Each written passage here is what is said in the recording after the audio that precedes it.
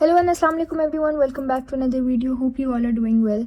सो आज की वीडियो में I am going to be telling you about the summative and formative topics, और सारे चैप्टर्स का एक ही साथ बता दूंगी ताकि कन्वीनियंट हो by the end of the year जब पेपर्स होने वाले हों तो ईजिली कोई भी एक वीडियो देख के आप लोग को पता चल जाए कि फॉर्मेटिव और समेटिव टॉपिक्स कौन से हैं, क्योंकि हर एक वीडियो फिर नहीं देखी जाती बार बार। So instead I am making this one video जिसमें सारे टॉपिक्स मैं एक साथ ही बता दूंगी, सारे चैप्टर्स के। So it will be easier than. So let's get started. This is maths class 12th federal board और हम चैप्टर नंबर 1 से स्टार्ट करेंगे। अच्छा, चैप्टर नंबर 1 की हमारे पास हैं 5 एक्सरसाइजेज, 1.5 तक है। सो 1.1 से स्टार्ट लेते हैं। 1.1 में यहाँ आपको नज़र आ रहा होगा question 1 is formative, question 2 is formative, question 3 is formative, question 4 is again formative, 5, 6, 7, 8 ये सारे फॉर्मेटिव हैं यहाँ तक। और जो सिर्फ क्वेश्चन नंबर 9 है ना, ये वाला समेटिव है। अब again I am going to give that disclaimer that this information that I am giving you in this video may और may not be correct. This is what I have been told by my teacher and few other teachers that I have seen on YouTube and other places. So ये हो सकता है correct हो, 100% हो सकता है ना हो, बट मेरी सजेशंस मैथ्स वाले स्टूडेंट्स को यही रहेगी कि वो कोशिश करें कि सारा कर लें, क्योंकि बाय द एंड जब आप एंट्री टेस्ट की तैयारी करेंगे आपने सारा करना ही है। तो लेट्स गेट टू 1.2 नाउ।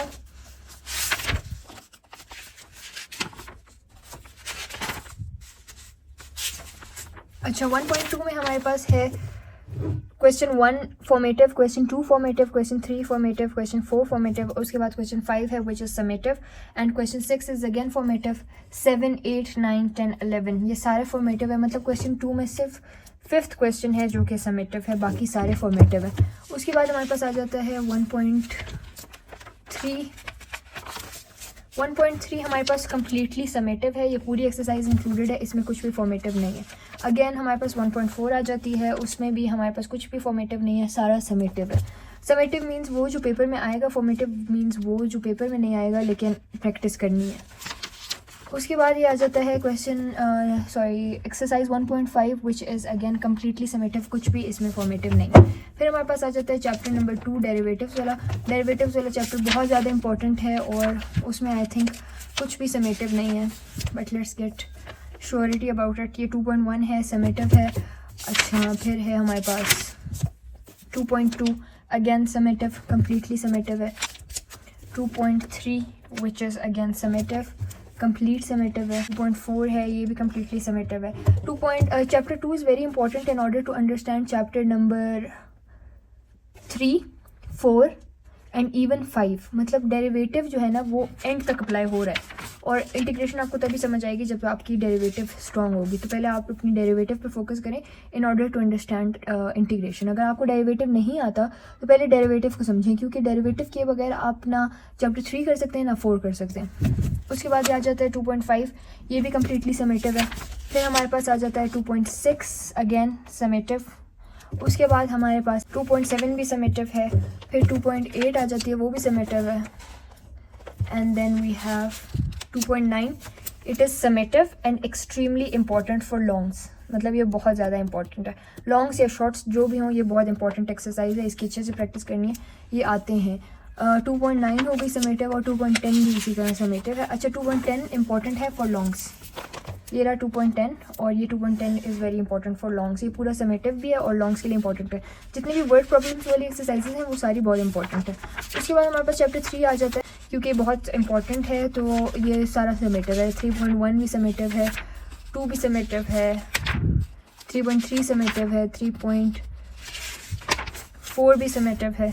ये आपको लग बहुत छोटी छोटी एक्सरसाइजेज रही होंगी, लेकिन ये एक क्वेश्चन अटैम्प्ट करने में पूरा 1 से 1.5 पेज लगता है, कभी कभी 2-2.5 भी लग जाते हैं। So it's that long. ये इतनी सी एक्सरसाइज हमारे बहुत सारे पेजेस पे आई है। ये सारा समेटिव है।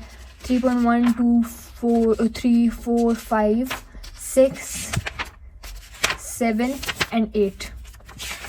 दिस वन इज़ 8, ये सारा समेटिव है, और 3.8 बहुत इंपॉर्टेंट भी है। उसके बाद हमारे पास आ जाते हैं डिफरेंशियल इक्वेशन, और ये है चैप्टर नंबर 4, उसमें 4.1 भी समेटिव है। फिर हमारे पास आ जाता है 4.2 समेटिव है, 4.2 में इंटीग्रेशन अप्लाई हो रही है, और इंटीग्रेशन आपको तभी आएगी जब आपको डेरिवेटिव आएगा, वो चैप्टर 2। उसके बाद 4.3 अगेन कम्प्लीटली समेटिव है, और it is very important for section C. ये लॉन्ग्स के लिए बहुत ज़्यादा इंपॉर्टेंट है, तो इसकी बहुत अच्छी प्रैक्टिस होनी चाहिए आपकी फॉर लॉन्ग क्वेश्चन। उसके बाद 4.4 है, अगेन वेरी वेरी इंपॉर्टेंट, और इसमें कुछ क्वेश्चंस भी मैंने मार्क किए हुए जो बहुत इंपॉर्टेंट है। अगेन ये जितने भी हमारे पास आ जाते हैं ना word problems, they are very important specially for longs में इस तरह के वर्ड प्रॉब्लम्स आते हैं। सो ये सारे इंपॉर्टेंट भी है, और ये अगेन समेटिव है। 5 में भी सब कुछ समेटिव है, 5.1 भी समेटिव है। 5 की एक्सरसाइज एक इतनी लंबी है, 2-2, 3-3 पेजेस की एक्सरसाइज है। फिर 5.2 भी समेटिव है, अगेन 3 पेजेस की एक्सरसाइज। फिर 5.3 है, वो ये है, ये सबसे छोटी एक्सरसाइज इतनी है, और ये भी समेटिव है, सारी पूरी समेटिव है। इन्होंने बस चैप्टर 1 से निकाले, जो भी निकालना था, आगे कुछ नहीं निकाला। 6.1 समेटिव कम्प्लीटली, 6.2 समेटिव, 6.3 समेटिव, और बस ख़त्म। फिर 7 है, 7 पूरा समेटिव है, और सेक्शन सी के लिए 7.1 बहुत इंपॉर्टेंट है। उसके बाद हमारे पास आ जाता है 7.2 समेटिव, 7.3 समेटिव। फिर हमारे पास आ जाता है 7.4 कम्प्लीटली समेटिव। अच्छा, फिर हमारे पास आ जाता है 7.5 अगेन कम्प्लीटली समेटिव। उसके बाद फिर again we have 7.6 completely summative.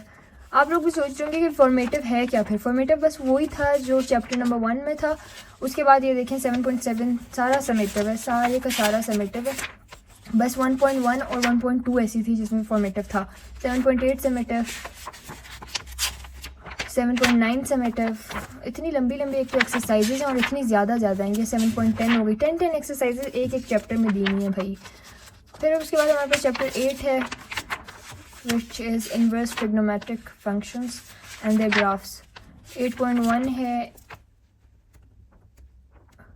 और उसके बाद हमारे पास है 8.2, और उसके बाद हमारे पास 8.3। ये सारे समेटिव हैं। उसके बाद यहाँ पे आपको नज़र आ रहा होगा चैप्टर नंबर 9 समेटिव कम्प्लीटली, जितनी भी एक्सरसाइजेज हैं सारी समेटिव हैं। उसके बाद 10 कम्प्लीटली समेटिव। तो ये हमारे पास आ जाता है 10 चैप्टर, और इसमें यहाँ पे आपको नज़र आ रहा होगा 10.2 तक है, और ये दोनों एक्सरसाइजेज समेटिव हैं। तो अगर अब आप लोग देखा जाए ओवरव्यू, तो हमारे पास आ जाता है कि चैप्टर 1 में 1.1 में फॉर्मेटिव चीज़ें हैं, 1.2 में। अगर आपने तैयारी करते हुए कुछ कम्प्लीटली छोड़ना था या कोई एक्सरसाइज कम्प्लीटली छोड़नी थी, तो आप 1.1 और 1.2 कम्प्लीटली छोड़ सकते हैं, क्योंकि उसमें से एक क्वेश्चन है जो कि समेटिव है, बाकी सारे फॉर्मेटिव हैं। उसके बाद 1.3 से लेकर 10.2 तक कुछ भी फॉर्मेटिव नहीं है। एक सिंगल क्वेश्चन, एक सिंगल पार्ट भी फॉर्मेटिव नहीं है, सारे का सारा इंक्लूडेड है, सारा समेटिव है, और इंतहाई इंपॉर्टेंट है। जितने ये चैप्टर्स हैं ये बहुत इंपॉर्टेंट हैं, और इंशाल्लाह जब मैं आप लोगों को एनईटी प्रिपरेशन या एंट्री टेस्ट प्रिपरेशन की सीरीज़ बनाऊंगी, और उसमें मैं आप लोगों को बताऊंगी कि फर्स्ट ईयर के कौन से इंपॉर्टेंट चैप्टर्स हैं और सेकेंड ईयर के कौन से इंपॉर्टेंट चैप्टर्स हैं, जो कि एनईटी के लिए भी बहुत इंपॉर्टेंट है और बोर्ड के लिए भी बहुत इंपॉर्टेंट है। सो इंशाल्लाह एक बार मेरी सेंडअप्स कंप्लीट हो जाए, तो उसके बाद इंशाल्लाह मैं ये सीरीज़ शुरू करूँगी, और मैं आप लोगों को बताऊँगी, क्योंकि एनईटी रिलेटेड मुझे बहुत क्वेश्चंस आए हैं। और एक और कन्फ्यूजन एनईटी रिलेटेड ये है, आप लोग मुझसे बहुत ज़्यादा पूछ रहे थे कि आपने एनईटी 1 के लिए रजिस्टर किया या नहीं। So no guys, I haven't registered for NET 1, क्योंकि मैंने अभी तक तैयारी स्टार्ट की ही नहीं है एनईटी की कि मैं एनईटी 1 दूँ। अभी मैं तैयारी नहीं कर रही। पहले मैंने थोड़ी सी स्टार्ट की थी, and I think few days मैंने की एनईटी की तैयारी, and then I left it, क्योंकि सेंडअप्स की मैंने तैयारी करनी थी। सेंडअप्स मैं इसलिए दे रही हूँ, और मैं सेंडअप्स इसलिए मिस नहीं करना चाहती थी, क्योंकि सेंडअप्स आपकी बहुत ज़्यादा तैयारी करवा देते हैं बोर्ड के लिए, क्योंकि 80% ऑफ द सिलेबस आ रहा होता है, तो 80% तो इसी में कवर हो जाता है। सो अगर मैं सेंडअप्स ना देती तो प्रॉबेबली बोर्ड तक ये तैयारी बहुत मुश्किल से होती। सेंडअप्स आपकी तैयारी बहुत स्पीड अप करा देती है, तो इसलिए मैं अभी पहले सेंडअप्स इंशाल्लाह दे दूँगी, फिर एनईटी 1 में नहीं दे रही। जब भी मैं एनईटी दूँगी मैं आप लोग को बताऊँगी उसकी तैयारी, उसकी सारी जो जर्नी है, किस तरह तैयारी कर रही हूँ, कहाँ से कर रही हूँ, हर एक डिटेल मैं आप लोगों से शेयर करूँगी, और अपनी पूरी जर्नी भी इंशाल्लाह आप लोगों से शेयर करूँगी। So don't think that I am get keeping anything from you. I will इंशाल्लाह share everything, and see you all in the next video. I hope this was helpful for you. Till next time, Allah Hafiz and goodbye. Remember me and my family in your prayers, and good luck for your exam. Bye bye.